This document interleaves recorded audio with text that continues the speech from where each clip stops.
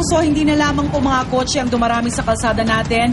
Dahil ngayon po marami na pong mga bike, maging mga motor ang sumasabay ngayon sa mga motorista. Kaya ano nga ba ang dapat nating gawin para maiwasan yung pagnanakaw ng mga bike at motor natin? Yan po ang ating pag-uusapan ngayong umaga. Kasama si Ginoong Manny Aquino ng Malabon Riders Association. Good morning po. And of course, Mr. Fred Valenzuela naman ng Firefly Brigade para naman sa panig ng mga bikers. Unahin po natin ang motor. Ano ho ba ang mga dapat tandaan ng ating pong mga kapuso para iwas nakaw sa motor? Para sa akin nung una, sa tuwing lalabas ako, iniisip ko na pwede kong agawan ng motor.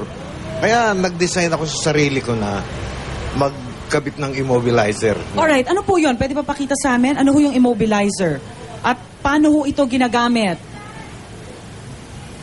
Alright, so yan ho ang kinakabit nyo. Pagka ipapark nyo yung motor, nakakabit yung immobilizer na yan. Tama ho? Naka-install na siya, naka-install na. Naka-install na tong immobilizer. Pwede lang pong pakituro, nasan yung immobilizer? Siyempre, kukonsil ko yun, tatago ko para, kasi pwede nilang Yes. tanggal. But for the benefit po of our viewers, Malabon, para boys. alam nila, Yes, yun. marami yung mga yan. Diba? Oh. Nakaset kasi sa alarm to ngayon. Pero ito, ang immobilizer, magtatrabaho yan. So yan yung isa sa mga gadget na pwedeng ilagay ng ating pong mga motorcycle riders, no? So once na sinakyan at tangkang nakawin, ganun ang ingay na gagawin. Hindi, pwedeng i-link. Okay, i-link and then?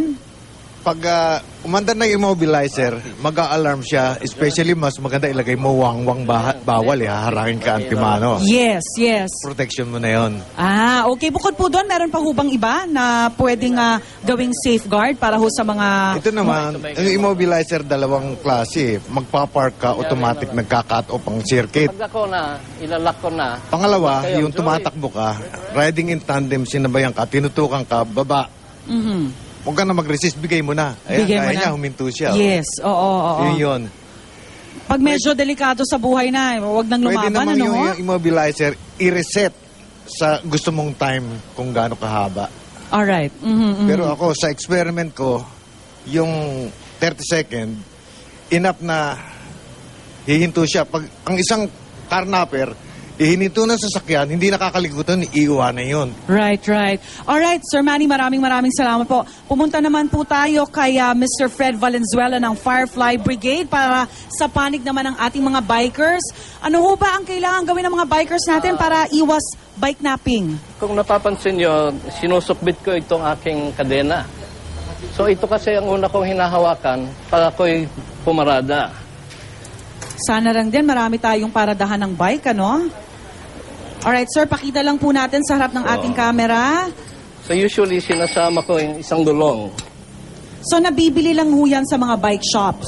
Meron po, maraming klase Available po. siya. Alright, so Kung yan. papansin niyo po, yung mga kasama ko, iba-iba rin klase ang dala nilang bike lock.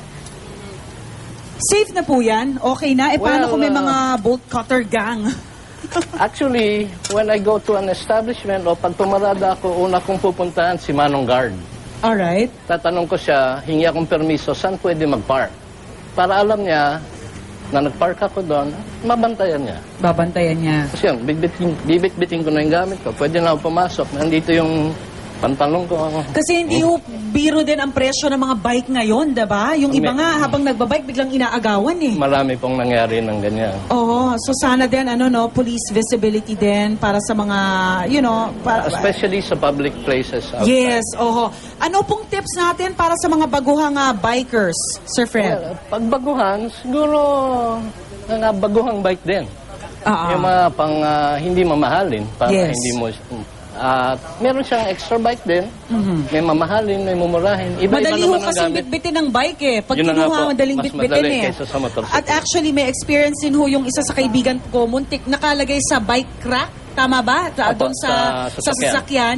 ang dali-dali din palang kunin sa ganon. Yung nga po. So, to be safe, okay po yung chain na yan, no? Pwede Opo. pang doble ingat para sa ating mga bikers. Alright, maraming salamat po sa inyo. Maraming salamat. Sir Fred Valenzuela and again, Manny Aquino po nakausap natin kani-kanina lamang. Ingat po mga kapuso sa ating mga bikers at motorcycle riders.